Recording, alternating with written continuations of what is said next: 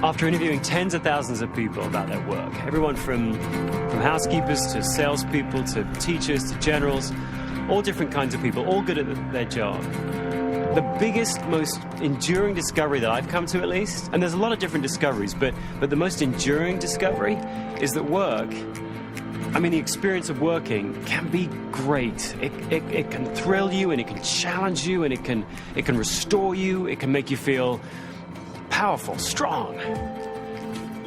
Not every day, right? There's days when you come in and it's like everyone's just taken an I want to annoy Marcus pill, or days when you come in it's just boring. But there are other moments at work, aren't there? There are other moments where you get to feel like you're really using your strengths, where you get in that zone where the right decisions just come so easily to you. Or when you feel creative without really trying, and you just got one idea after another. Or you feel challenged in just the way that you like to be challenged. Or moments when you dive into something and you get so involved in it, so focused on it, that when you're done with it, you're not tired. In fact, you're kind of fulfilled, and you almost wish that the activity that you were doing, well, your whole job was that activity. Moments like that, work can be great just because it can show you how great you can be.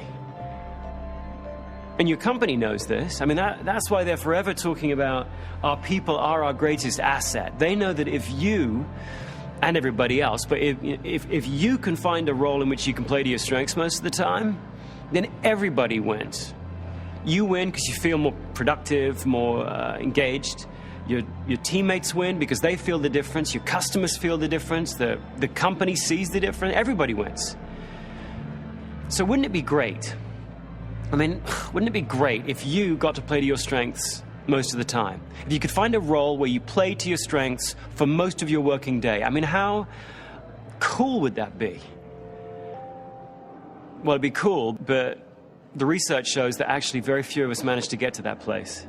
In fact, if you ask this exact question, if you ask, what percentage of your typical workday do you spend playing to your strengths? If you actually ask people that question, what you get back is that less than 2 out of 10 of us actually get to play to our strengths at work. I'm not an idealist. I don't know about you, but I didn't expect that number to be 80%. I didn't expect 8 out of 10 people to say, yeah, we skip to work. We play to our strengths most of the time. There's a reason they call it work, right? But 2 out of 10, actually less than 2 out of 10, it's actually 17%. That just seemed really low to me. And I suppose, well, for me anyway, that begs a question. And that question is, are you one of the 2 out of 10? And if you aren't, how do you get to be? Now, it wasn't always this way, was it? It wasn't always this way. When you were a kid, if you think back to when you were a kid, didn't you on some level kind of know instinctively what got you out of bed every day? You knew what classes you wanted to go to, or what teachers you wanted to hang out with, or what kids you wanted to go play with. You just knew instinctively what your strengths were, what strengthened you, and you kind of felt, maybe you couldn't articulate it, but you kind of felt that the world was going to wait for you, and one day you were going to pop out and your unique mark was going to be made on the world. And then sometime between then and now, some part of that childish hopefulness evaporates, doesn't it? It withers away, and we get to work and we're not really sure what our mark is anymore. Now, there's all kinds of reasons why that happens, why I think we lose touch with what our strengths are and what our contribution should be. We gotta fit in, we gotta do what our parents want us to do, we gotta get a job, we gotta pay the bills. And then you get the job, and then you gotta do what your boss wants, and then here's your job description, and we gotta do what the company wants. So, yeah, maybe some of those things are to blame for getting you off your strengths path. But I think if you look closely, you might find that what's holding you back from really playing to your strengths isn't this other stuff, your boss, your company, your job description. Maybe what's holding you back from playing to your strengths is what you believe. Maybe you've become trapped by a very few myths that you've been told are true, and they're not. If you could explode those myths, and if you could replace them with what's true and really act on it, then maybe you could take back some of the control of your work. And maybe you could spend more time, deliberately, each week, spend more time playing to your strengths. Here's one of those myths, that as you grow, you change. God, we've all heard that one, right? As you grow, you're supposed to put away your childish traits. You're supposed to acquire more skills and acquire more experiences and become more balanced, more well-rounded. You're supposed to become an adult. But the problem is it isn't true. The truth is, as you grow, you don't change your personality. As you grow, you become more and more and more of who you already are. My son, Jackson, Jack's 4.5 years old, and already I know some stuff about him. I can see that Jack physically hates to lose. Not in a I prefer winning to losing kind of way that all kids have, but in a physical hatred of losing. If he sees his favorite football team on TV losing, he he can't stay in the room. He's got to run out. Or he's got to bury his head in the cushions and pretend he can't see it, so that he can't see it. I mean, the kid just hates to lose. I've also seen, and this is odd, but because I don't have any of this, he has a craving for order. This is the kid that won't close the fridge door unless the ketchup has been turned so the label's facing out. Or who panics when we're on the plane and I lean forward to close the blind of the window that just might, partially belong to the seat in front of me. Oh, don't do that, Dad, that's his. Well, odd though that is, those personality traits in a 4.5-year-old, and kind of funny, bottom line for Jack is they ain't going to change. He's going to have that same craving to win at 44 as he does at 4. And at 84, when he sees his grandkids with their playthings littered all over the playroom floor, his need for structure is still going to fire off. So the point of life for Jack isn't to replace that. The point is to channel it. His dreams may change, his circumstances may change, his achievements may change. But the core of him, the strongest and most dominant parts of his personality, those are going to stay the same. Those are going to stay constant. And so will yours. And that's okay. Now, this doesn't mean he can't grow and you can't grow and I can't grow. It doesn't mean that we can't learn new skills. We can. But this actually points to the second myth that might be holding you back. The myth that you're going to grow the most, you're going to learn the most in the areas where you're weakest. That one sounds odd, but if you think about it, it was ingrained in you really early, wasn't it? Because when you were a kid and you were in class or you were in school and you found out you were good at maths but not very good at English, you didn't get more maths, did you? You got more English. You got remedial English. And your parents were in on this game. They were part of the ingraining process. The Gallup organization once asked this question. Your child comes home with the following grades. English A, Social Studies A, Biology C, Algebra F. Which grade deserves the most attention from you? The question didn't say, if you pick one of the grades, you've got to ignore all the others. It just said, hey, look, here are the grades, and you've only got one thing to invest in your child, your time. Which grade deserves the most attention, the most time from you? 77% of parents would focus on the F.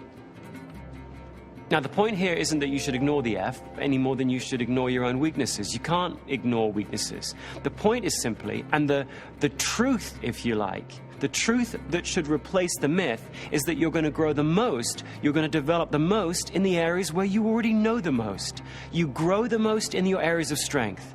In your areas of weakness, yeah, you can learn, but what learnings you gain are achieved with great effort and difficulty, and you don't get very much bang for your buck. I mean, me, growing up, I had a weakness for confrontation. I just wasn't very good at confronting people. I can remember, when I had to try and persuade my dad that I wanted to do something that he wouldn't let me do, I would prepare, I would think about the arguments I wanted to make or the examples that I'd pick. And I even actually rehearsed the actual words I would use. I would be totally prepared. But somehow, in the heat of the moment, in the heat of the confrontation, my brain would shut my mouth down. Just couldn't find the words. They'd get stuck in the guzzard or gizzard or whatever this part of the neck is. It's stuck right here. I'd choke every time. Now, going into the workplace, people figured this out about me and they'd counsel me. They'd sort of take me under their wing and say, here's a nice assertiveness training course. Go take that. Or they'd give me little tips and hints, Some of which, by the way, quite good. Always look people directly in the eye if you want to confront them.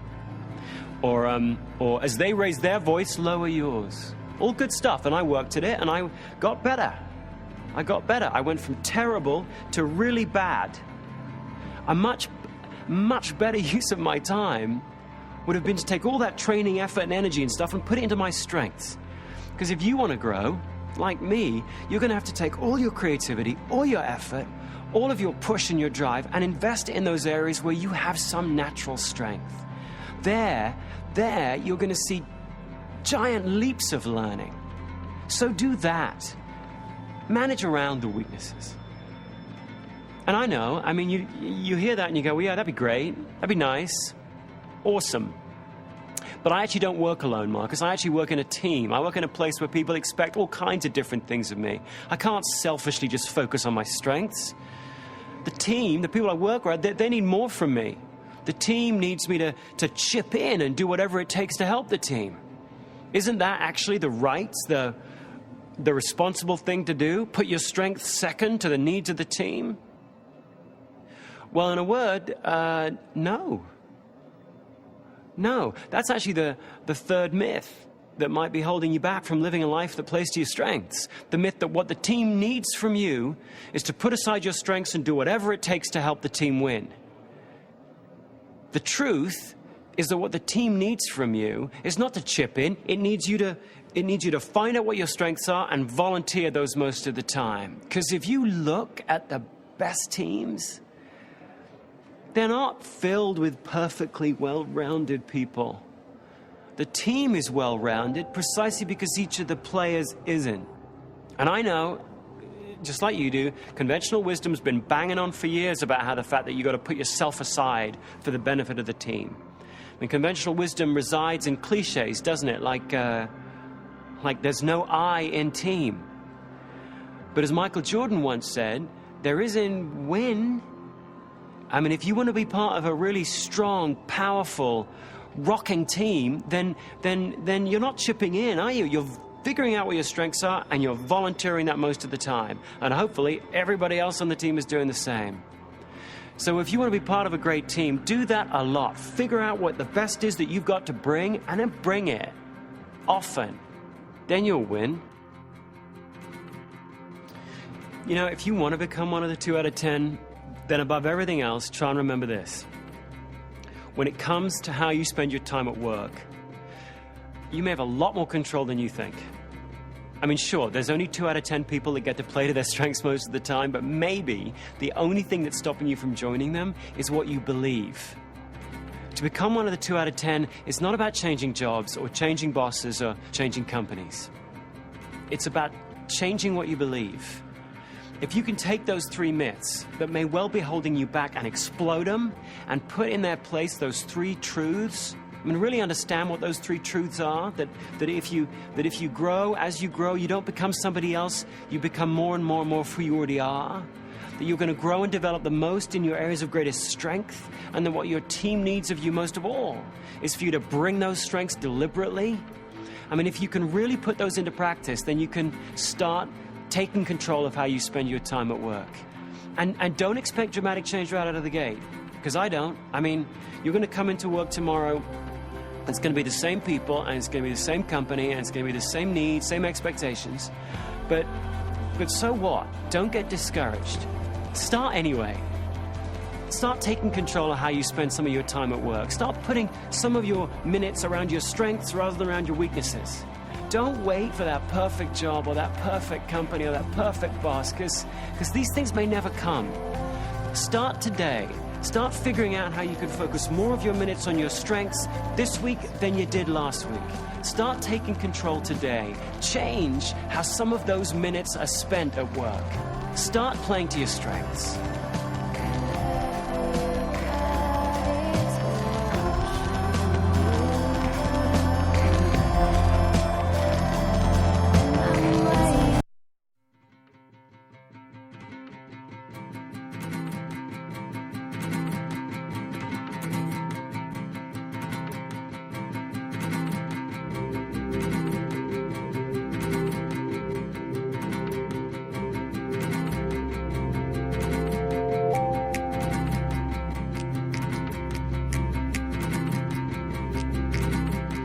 Notice this?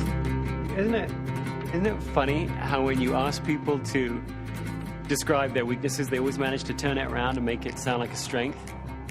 You know, the person says, my weakness is that I care too much. Or the girl who says, my weakness is that I'm just too much of a perfectionist.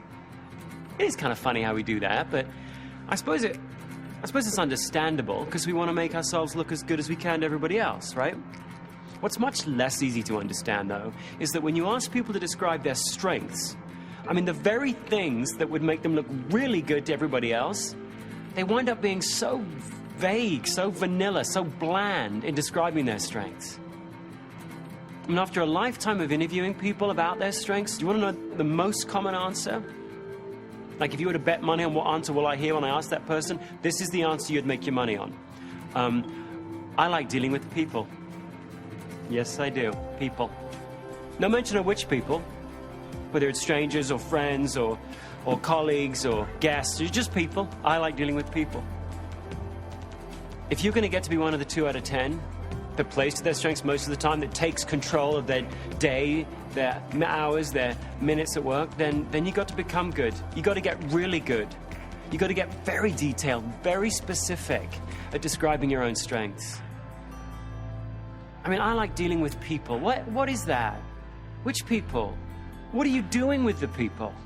Are you selling to them? Are you serving them? Are you taking care of them? Are you responding to their needs? If you like selling to them, are you selling to a lot of different people during the course of a day? Do you really like getting to know people who are strangers, winning them over, getting them to like you, then selling to them, then moving on like a retail environment? Or do you like building a really long-term, established, authentic relationship with someone and only then trying to persuade them to buy what you have to sell? Well, boy, those are 2 really different things. Or maybe you don't even like closing at all. You don't want to get a close. You just want to build influence. Well, which one of those applies to you? Or does neither apply to you?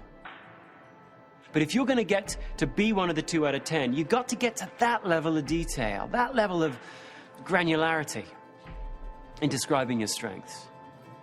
The good news is, I mean, daunting though that sounds, the good news is that isn't actually as hard as it seems. You don't need a psychologist or a manager or a teacher or an HR department even to tell you what your strengths are. You can do this because your strengths have certain signs to them, certain sort of telltale signs, characteristics. And if you look back at your week, last week at work, and you try and look for those signs, you'll be able to filter them out and I think be able to see from those signs what your true, most dominant, most powerful strengths are. Here's the first sign. And it's an obvious one, but pay attention to it. Your strengths have a yearning quality to them. They're like a force inside you trying to get out. So watch to see which activities last week did you look forward to doing? Which activities did you find yourself volunteering for? Now, there may not be that many of them because you did a lot of stuff last week, but see whether you can pull the curtain aside a wee bit and look for which were those activities you actually look forward to doing. Here's a second sign. Your strengths are those things you're naturally inquisitive about, right? When you start doing an activity that's around a strength of yours, you don't struggle to concentrate, do you? Your mind doesn't wander. You're like in the moment. You're in the zone. You're focused. You're concentrated. Time just sort of zips by and you look up and like a whole hour's gone by. Okay, what were those activities last week? Were there any activities that you stay inquisitive around, that you keep learning around, that you keep researching around? Those are all great signs of a strength. And then last, your strengths have this restorative quality to them, don't they? When you're done with them, you may be physically tired, but you're not psychologically drained. You're not empty. You're not depleted. You're actually uplifted. You're sustained. They fulfill you. That's actually why you want to do them again, because you want that feeling again. Okay, look for those activities. Were there any activities last week that left you feeling kind of magnificent? What were they? Look back for those 3 clues. Which activities did you look forward to? Which activities did you stay inquisitive around and in the moment? And which activities left you feeling strong and magnificent? Do you see anything?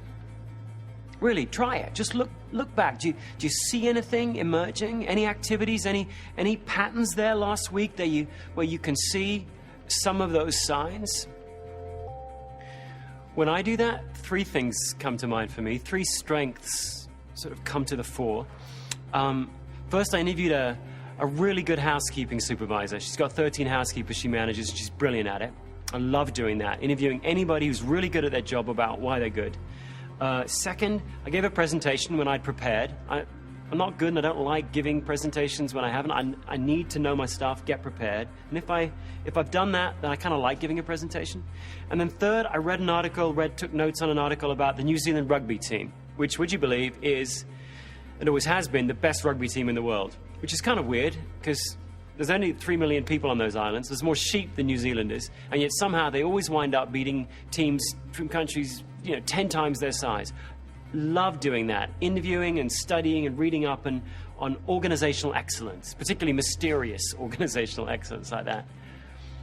Picking out activities like that, for me, is really important work, because those three activities, interviewing someone who's excellent at their job, giving a presentation when I'm prepared, and researching organizational success, those three things are strengths of mine. Now, in saying that, I'm not saying I'm good at them. I mean, I'm not bad at them, but I'm not great at them. I mean, with each of them, I have huge room to grow, huge improvement that's got to be made in each one of those. All I'm saying is those three activities, those three very specific activities, make me feel strong. And that's the best definition of a strength, for you as well as for me, for everybody. A strength is an activity that makes you feel strong. I mean, I know that's going to sound odd to you because you've been raised, like I've been raised, to believe that your strengths are things you're good at, your weaknesses are things you're bad at. And it's not like that definition's wrong, it's just not enough. A strength isn't just what you're good at. It's like the definition is incomplete, and it leaves out all the stuff that you really want to know about, all the really interesting stuff. You don't want to know what you're good at or what you're bad at. That's an outcome. It's happened. It's over. It's the past. You don't want to know about the past. You want to know about the future, don't you? I mean, you've got questions about the future. You want to know which strengths can you turn to when you've had a bad day so that they can build you back up. You want to know which strengths you can count on to really deliver for you regardless of the situation or the circumstances. You want to know which strengths you're going to get better and better and better at as you invest more training and time in them. You want to know which strengths you're going to be most creative in, have the better ideas in. Basically, you want to know which strengths are going to sustain you and fulfill you as you march on through life. And that old definition of a strength as stuff you're good at is just a really bad guide to those questions about the future. That definition tells you that in order to know how to plan your future and focus your future, you should look to those activities you're good at. But can that be true?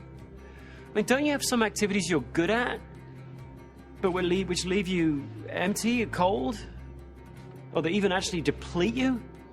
Like you may be really good at organizing stuff, just brilliant at arranging everything, getting all perfectly in its place, but it leaves you empty. After 2 days of arranging and organizing, you feel this close to bursting into tears. Well, if you have some activity like that, should I tell you that organizing is your future? Organizing stuff is what you should build your career around? Of course I wouldn't. No, the best definition of a strength is an activity that leaves you feeling strong. Because if you think about it, I don't know what your goals are, I don't know what your dreams are, but surely one of the objectives of your life is to make the biggest contribution for the longest period of time. Well, if you're going to do that, whatever field you've chosen, if you're going to do that, you've got to base that contribution on activities themselves that strengthen you. Whatever you're doing at 9 a.m. on a Tuesday morning or 2 p.m. on a Thursday afternoon, whatever that is has got to strengthen you. The activity itself has got to do that. I don't care how cool your company is that you've joined, or how sexy your job title is, or how noble your sense of mission is. If the activity itself doesn't strengthen you, you've got a problem. We're gonna see you burn out way before we see the best of you. Now you flip that around. If you deliberately try and install in your working week activities that strengthen you, all kinds of good things happen for you. You'll find that you'll bounce back more quickly. You'll be more resilient when things set you back. You'll find you'll be able to stay focused longer. You'll find you'll be more creative. You'll find you'll set higher goals. And of course, the really I mean, the really relevant thing, you'll wind up achieving those goals more often. Why? Get your head around this. Because you will get good at things you practice. But you don't practice all activities uniformly, do you? You get drawn into some activities and repelled by others. And those you get drawn into, you practice more, and you practice more, and you get better and better at them. So you need to pay really close attention to your appetites, because your appetites, those activities you're drawn to that fulfill you, those appetites drive your abilities. You need to pay attention to how you feel while you're doing something, because how you feel while you're doing something will determine how good you get at that thing. And what about those activities that you're drawn to, but you just don't seem to get any better at? We've all got those, don't we? Activities that you have a lot of appetite for and seemingly no ability. Well, we have a word for those activities, don't we? We have a word for all appetite, no ability kind of activities. We call them hobbies. And they stay hobbies because no one's paying us to do them. I mean, I can have the luxury of still going around and hacking away with my golf swing, or the luxury of messing with my forehand, or singing gloriously in the shower, and I don't have to worry that I have really no ability for them, because no one's paying me to do them. But it's amazing how quickly, when we go back into the real world, back into the world of work and wages and accountability and performance, it's amazing how quickly we dismiss that as a luxury. It's amazing how back in the real world, very few people maintain a strong appetite for an activity that they manifestly have no ability for. But you know the really brilliant news about defining a strength as an activity that makes you feel strong? Is that the person who's best qualified to identify your strengths, really the only person qualified to identify your strengths, is you. With the old definition, an activity you're good at, well, really the least qualified person to identify your strengths is you. Because you'd either be too hard on yourself or too generous with yourself, depending on how fragile your ego was. So right from a very early age, you were taught to look to somebody else, somebody outside of you, to confirm or deny what your strengths were. At school, you looked to your teachers, didn't you? At home, you looked to your parents. At work, you were taught to look to your manager and your HR department and that child of theirs, the performance appraisal. But with this new definition of a strength as an activity that makes you feel strong, you don't have to look to anyone else. You know better than anyone else does which activities you're drawn to and which repel you. You know which activities fascinate you and which bore you. You know which activities fulfill you and which leave you feeling cold. You know better than anyone else does if you feel fulfilled and excited meeting new people and winning them over.